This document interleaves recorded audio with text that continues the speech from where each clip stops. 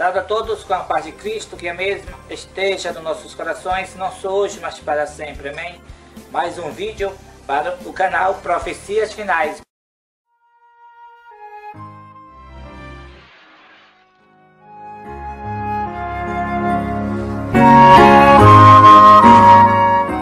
Olá, hoje vamos falar de natureza do pecado versus natureza humana. Satanás tenta fundir os dois temas, como se natureza humana fosse pecado em si. E não é, essa é uma das maiores heresias que enfrentamos hoje em dia em nosso meio. Como o assunto ele é muito complicado, Satanás coloca ali a mentira muito parecida com a verdade. Eu convido a todos a fechar o olho e vamos falar com Deus, pedir que Deus venha estar no comando desse estudo e que esse estudo possa servir para o nosso crescimento espiritual. Oremos. Querido e amorável Pai, convido ao Senhor que venha estar presente nessa mensagem e que essa mensagem possa fazer a diferença na nossa vida e na vida de cada pessoa que está assistindo, porque essa mensagem é tua. Isso lhe pedimos e agradecemos em nome de Jesus. Amém. Natureza do pecado e natureza humana. Satanás tenta fundir os dois temas para que engane as pessoas, para que as pessoas imaginem que natureza humana é pecado em si. E natureza humana não é pecado em si. Esse tema se parece muito com a realidade. Hoje eu agradeço muito a Deus que Ele me deu entendimento limitado, é claro, desse assunto. Antes eu não entendia completamente nada. Defendia com uma ideia que ela era até satânica e que, infelizmente, 90% de nós adventistas defendemos isso, defendem isso. E pessoas queridas, pessoas que eu amo, tiveram muita paciência comigo em explicar detalhe por detalhe. E ali eu fui notando o quão longe eu estava de Cristo, imaginando que estava perto. Sabe aquela frase? Rico sou e de nada tenho falta, e não sabes que és miserável, cego, pobre, nu? E esse assunto, realmente, a gente entende que somos miseráveis, pobres, cego e nu. E eu vou começar com o grande conflito, capítulo 35, a ameaça à consciência. Lá vem o seguinte relato. É constante esforço de Satanás representar falsamente o caráter de Deus, a natureza do pecado e os resultados finais no jogo do grande conflito. Seus sofismas diminuem a obrigação da lei divina, dando ao homem licença para pecar. Notamos que um dos interesses principais de Satanás é o quê? Representar o caráter de Cristo de forma falsa. E como ele faz isso? Uma das maneiras que ele faz isso é misturando, colocando que natureza humana é pecado em si. Vamos, no decorrer do estudo, entender mais claramente isso. No grande conflito, capítulo 39, lá diz o seguinte: Satanás leva muitos a crer que Deus não toma em consideração sua infidelidade nas pequenas coisas da vida. Mas o Senhor mostra em seu trato com Jacó que de maneira nenhuma sancionará ou tolerará o mal.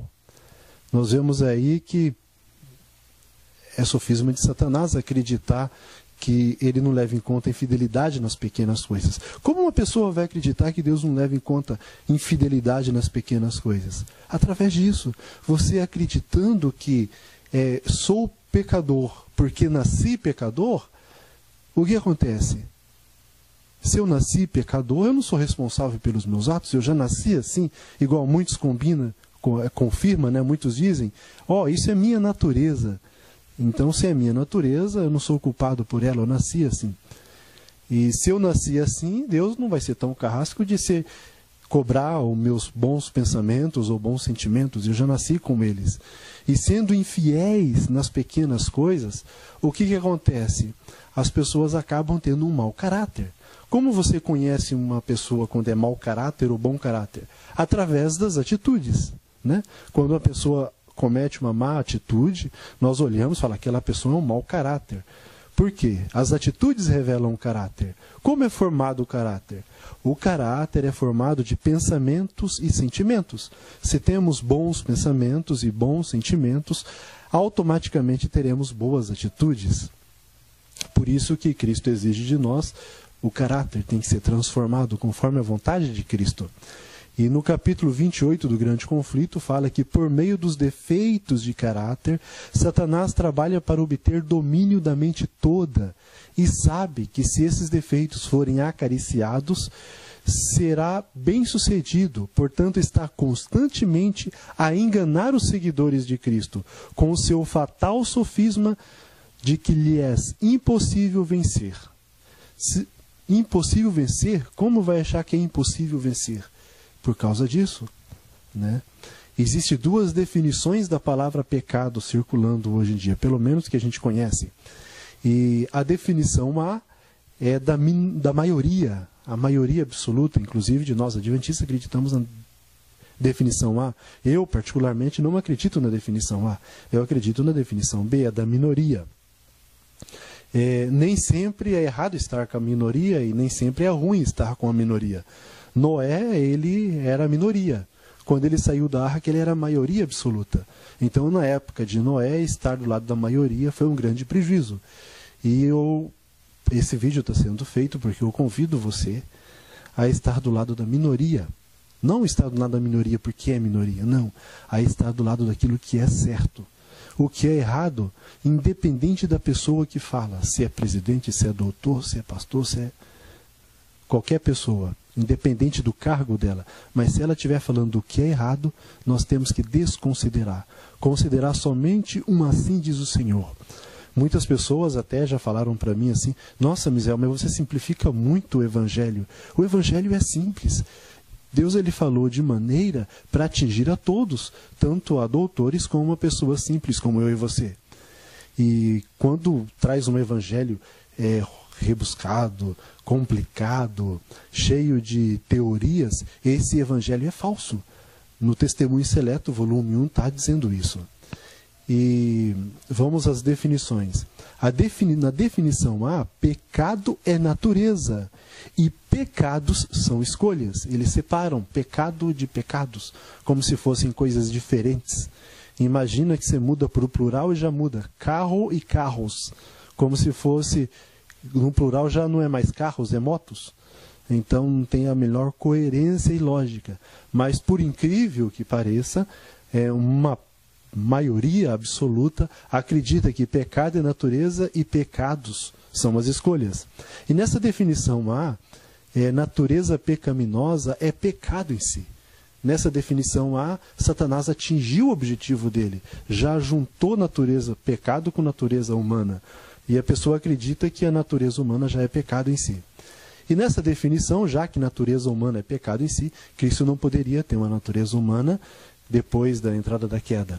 Então, nessa definição, Cristo veio aqui. Ele assumiu a natureza humana, mas igual a de Adão antes da queda, não igual a nós, uma natureza superior.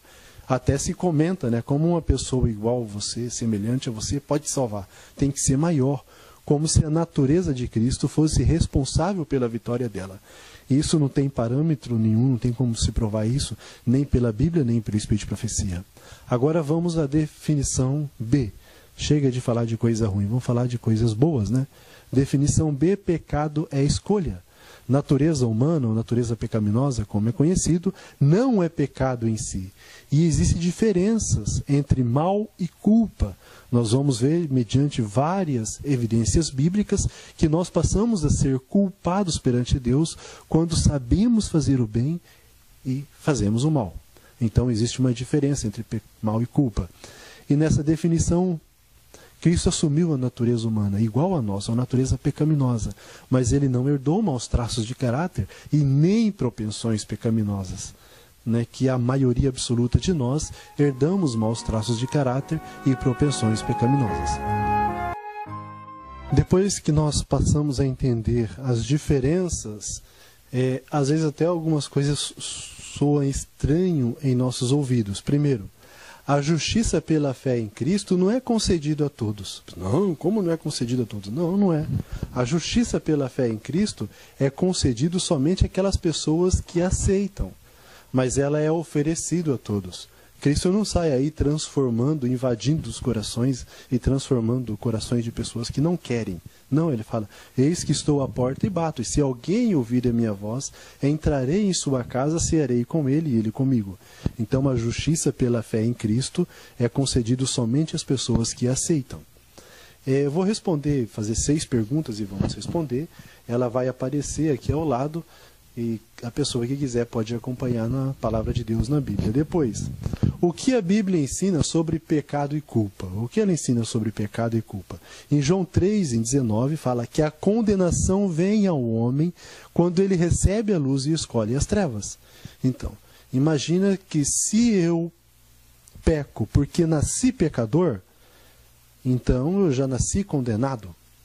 E aqui está falando que a condenação vem ao homem quando ele recebe a luz e escolhe as trevas. Uma coisa que vem a mim não é uma coisa que já veio. Se eu já nasci assim, essa frase ia estar errada. Não, ela vem, acho que deu para entender claramente, que veio porque antes não tinha. E na segunda pergunta, o que revela o apóstolo Tiago sobre a natureza do pecado? Em Tiago 4,17 fala que aquele que sabe fazer o certo e não faz, comete pecado. E aí vemos a diferença entre mal e culpa. Qual é a definição de pecado? Mediante a palavra de Deus, é o quebrantamento da lei de Deus. Mas se uma pessoa quebra a lei de Deus, deixou de ser pecado? Não, não deixou de ser pecado. Mas como que fala que comete pecado só aquele que sabe fazer o certo e não faz? Porque o pecado está se referindo aqui à culpa. Nós somos culpados mediante aquilo que sabemos, ou aquilo que negligenciamos saber. Os filhos são condenados pelos pecados dos pais? Será que os filhos são condenados pelos pecados dos pais? Se eu peco porque nasci pecador, né?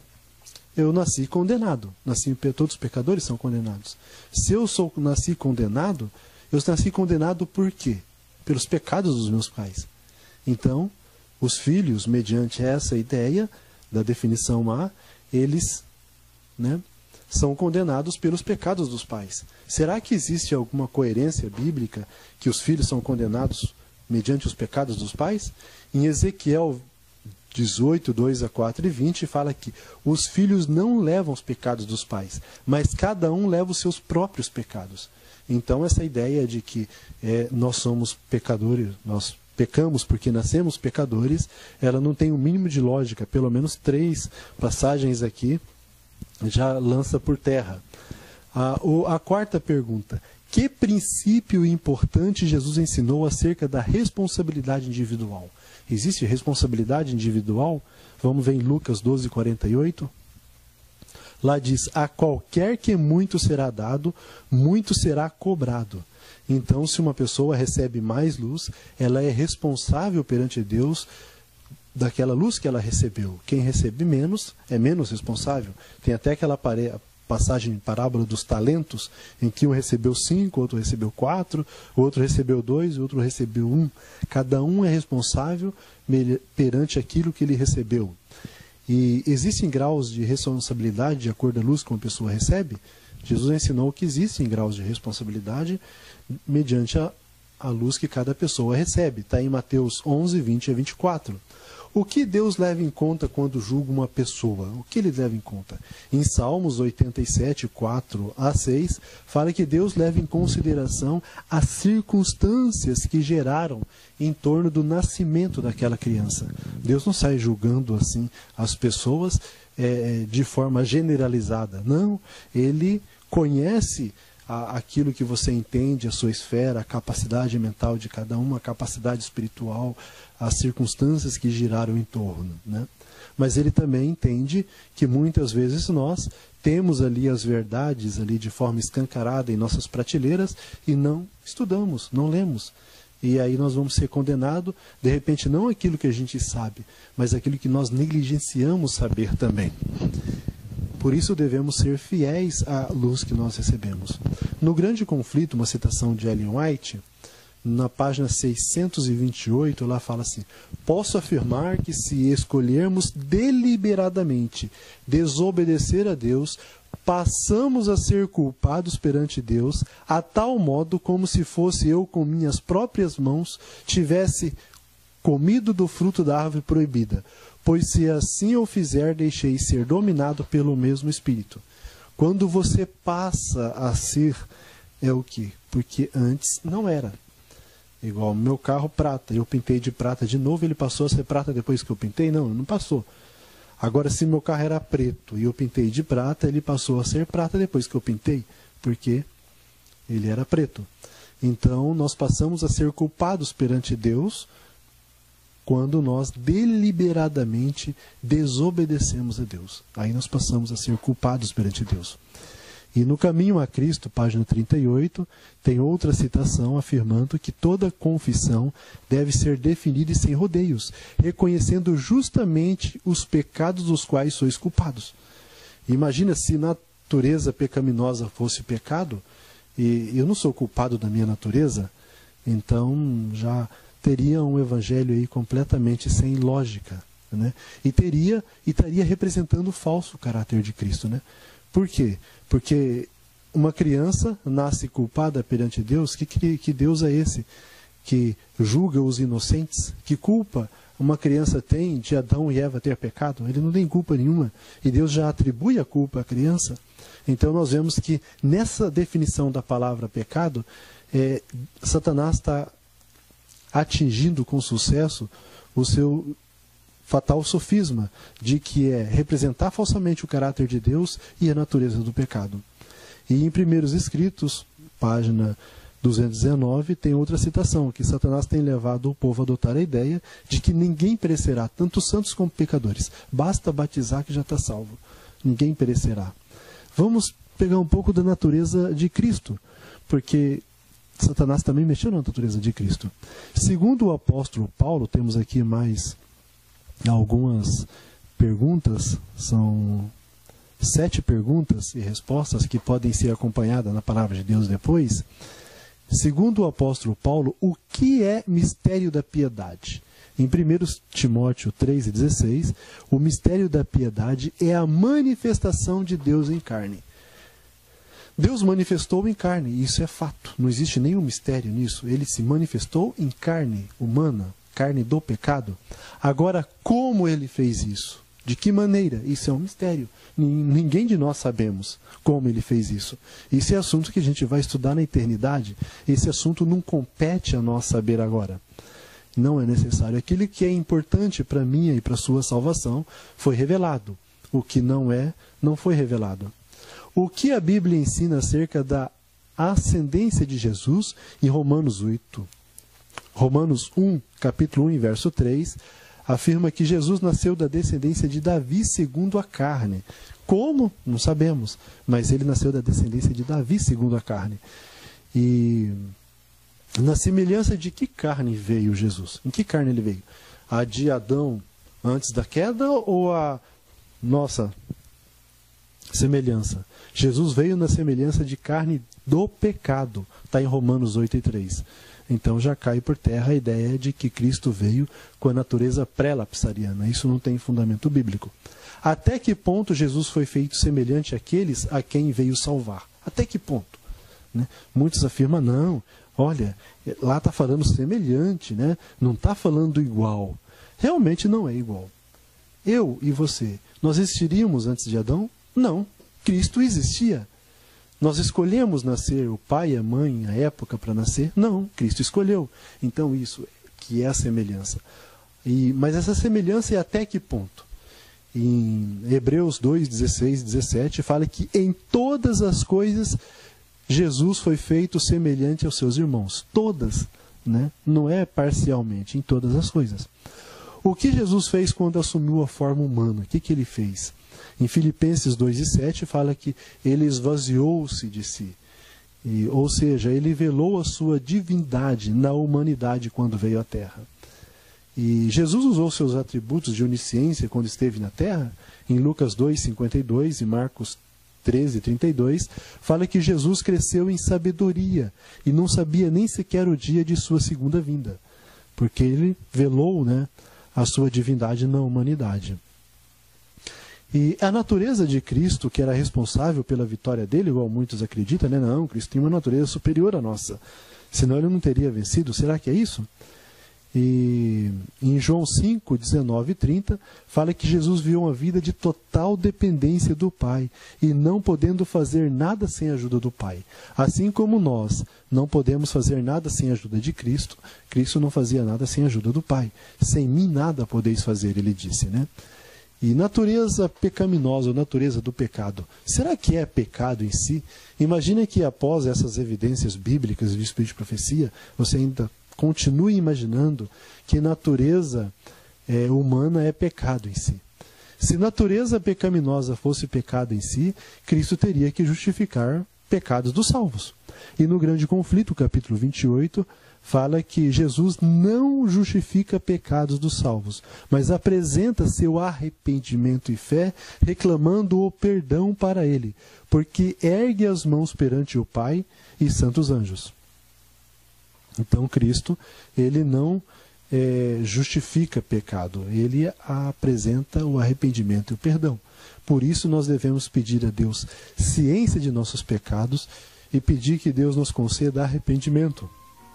Porque nós devemos arrepender de todos os nossos pecados, confessar, e aí Cristo vai apresentar perante o Pai o nosso arrependimento e o perdão. Se natureza pecaminosa fosse pecado, Cristo não assumiria a nossa natureza, porque ele não serviria para ser o nosso substituto. Se fosse pecado, ele não poderia assumir nossa natureza. Em Hebreus 2, 14 a 17, afirma que Cristo foi semelhante em tudo. Em Romanos 8 e 3, afirma que Cristo venceu o pecado com a natureza do pecado, com a natureza pecaminosa.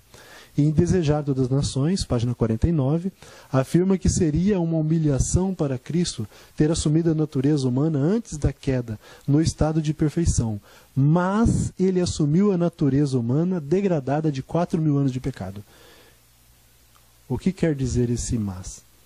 Que não é a natureza anterior.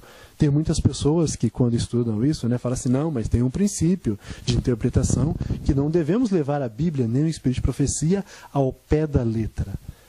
E não devemos levar a Bíblia e o Espírito de Profecia ao pé da letra? Sim, correto. Nós devemos ver o princípio que tem atrás de cada citação da Bíblia e do Espírito de Profecia. E nós vemos que esse princípio está deixando de forma bem clara que Jesus ele tinha uma natureza pecaminosa, ele não tinha uma natureza pré-lapsariana. E uma das evidências está em outra citação, no Deserto da Tentação, página 80. Lá afirma que não foi natureza de Cristo responsável pela vitória, dizendo assim, unicamente a natureza humana de Cristo nunca poderia ter suportado esse teste. Mas seu poder divino, combinado com a natureza humana, ganhou a vitória infinita em favor do homem. Então foi o que? A comunhão de Cristo com o Pai. O seu poder divino combinado com a natureza humana. E como nós vencemos? Tem outra citação, Nesse Dia com Deus, página 68, que a natureza humana continuará a ser natureza humana, mas ela pode ser elevada, enobrecida, pela união com a natureza divina. É participando da natureza divina que homens e mulheres escapam da corrupção que pela concupiscência há no mundo. Então, assim como Cristo venceu, nós podemos vencer através da comunhão. Através da comunhão com o Pai, Cristo venceu, e nós através da comunhão com Cristo. Nossa natureza ela é caída, propensa ao pecado, mas não é em si pecado. Apesar de ela ser debilitada, nos levar de forma natural ao pecado sem o auxílio divino. Nós nascemos o quê? Com propensões pecaminosas, com propensões ao pecado. Propensões pecaminosas é uma coisa e propensões ao pecado é outra. Propensões ao pecado, Cristo nasceu. Propensões pecaminosas, não. Nós vamos ver isso no decorrer do estudo. Alguns afirmam, né, que se pecado é escolha, Misael, se pecado é escolha, conforme você está falando aí, se uma pessoa escolhe não pecar e conseguir, ela não precisaria de um Salvador. Por isso descartam a possibilidade de pecado ser escolha e julga ser mais lógico o pecado ser natureza. E se eu acredito assim, eu acredito que precisar de um Salvador é igual a pecar. Se não pecar, não precisa de um Salvador. Será? Né? E muitos acreditam que se um homem escolher não pecar, não precisaria de um Salvador. Essa ideia vem da seguinte premissa, que ter um Salvador é equivalente a ter perdão. Né? Aí compara-se Salvador com perdão. Se eu não preciso de perdão, eu não preciso de Salvador. Será que Cristo, ele morreu na cruz do Calvário somente para nos conceder perdão? Tá certo que é uma coisa importante, né? Hiper, mega importante nos conceder perdão. Mas foi o único objetivo dele ter morrido na cruz do Calvário só para nos conceder perdão? Nós vamos ver que não. No Grande Conflito afirma que Cristo veio morrer na cruz do Calvário não com o objetivo só de nos salvar, mas também com o objetivo de reivindicar o caráter de Deus. Ali já tem um segundo objetivo. E o que acredita que pecado é escolha e não natureza é acusado de que se um ser humano escolher não pecar, ele não precisaria de um Salvador. E essa ideia é contra a palavra de Deus, porque todos nós precisamos de um Salvador. Mas a ideia que Cristo é igual a perdão também é contra a palavra de Deus. Existe um perdão que é concedido a todos, que chamamos tempo da graça. Existiu o tempo da graça para Adão. Existiu o tempo da graça para Adão. Vamos ver aí as evidências bíblicas. Em Gênesis 2:17 diz: no dia em que dela comerdes, certamente morrereis. Eles morreram no dia? Quem morreu no dia? Morreu ali um cordeiro. E a gente pode confirmar essa passagem através de Apocalipse 13:18, que diz que Cristo foi o cordeiro que foi morto desde a fundação do mundo. Porque desde a fundação do mundo é como se fosse um cheque predatado, né? Quando você dá um cheque predatado, é uma garantia de que aquele cheque tem fundo e vai pagar aquela dívida. Então o cordeiro era um cheque predatado, que quando Cristo morreu na cruz do Calvário, ele pagou, ele cumpriu aquela lei. Por isso que aquela lei nós não precisamos hoje matar cordeiros, porque Cristo já pagou, né? E o livramento da consequência do pecado é concedido a todos sobre os maus e bons, como chamamos de tempo da graça.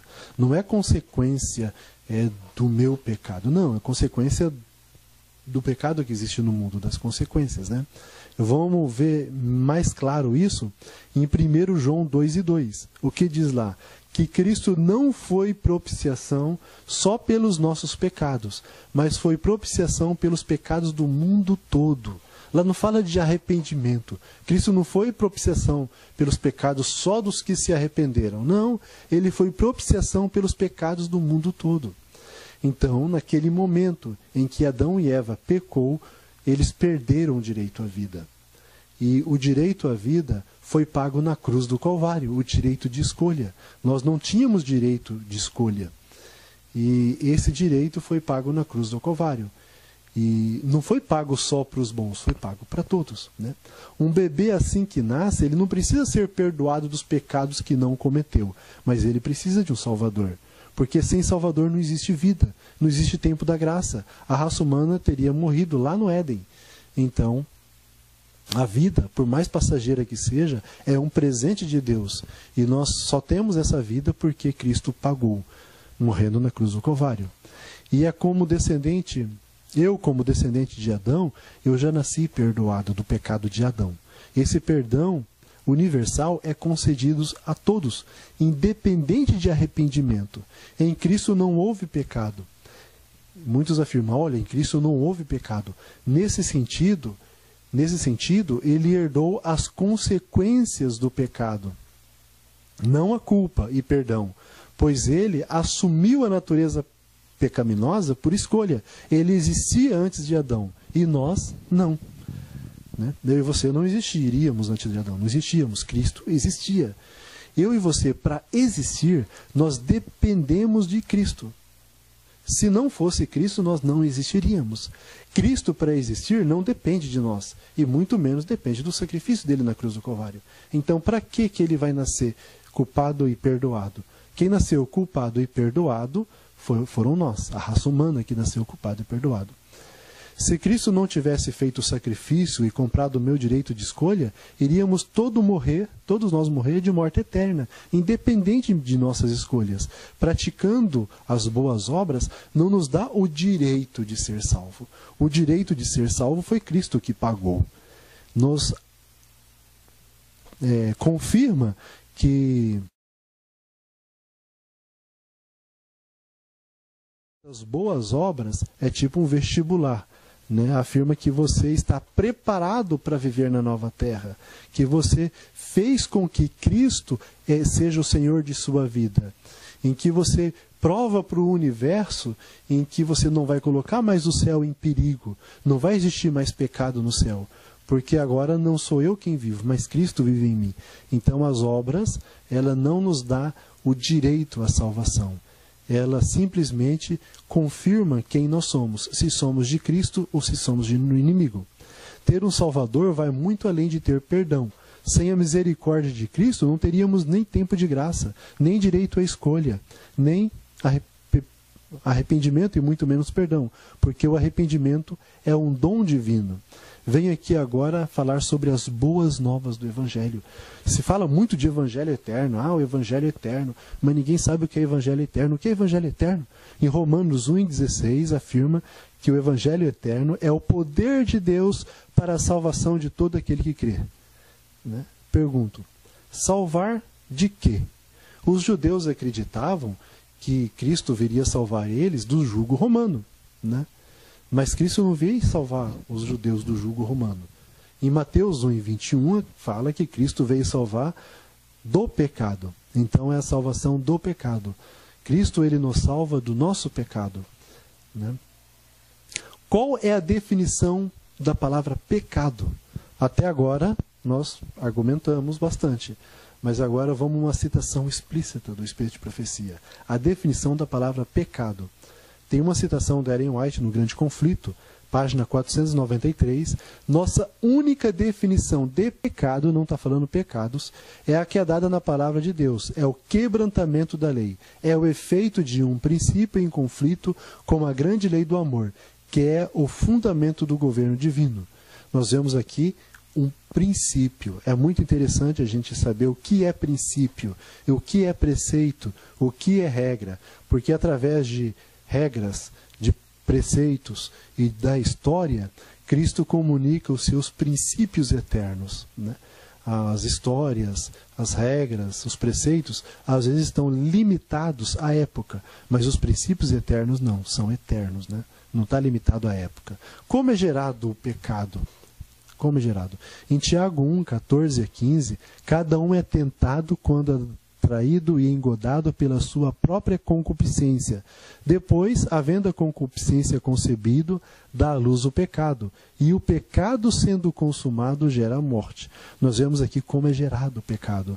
Muitos entendem mal aquela citação de Cristo, que diz que se alguém olhar para uma mulher com intenção impura, já adulterou com ela. Realmente, se olhar com intenção impura, sim. Agora, se olhar como se olha para um poste, se aquilo chamou a atenção, você olhou, mas desviou o olhar e não olhou com intenção impura, olhou ali porque estava ali, sem olhar com intenção impura, já não cometeu o pecado. Por isso que devemos viver em espírito e não segundo as obras da carne.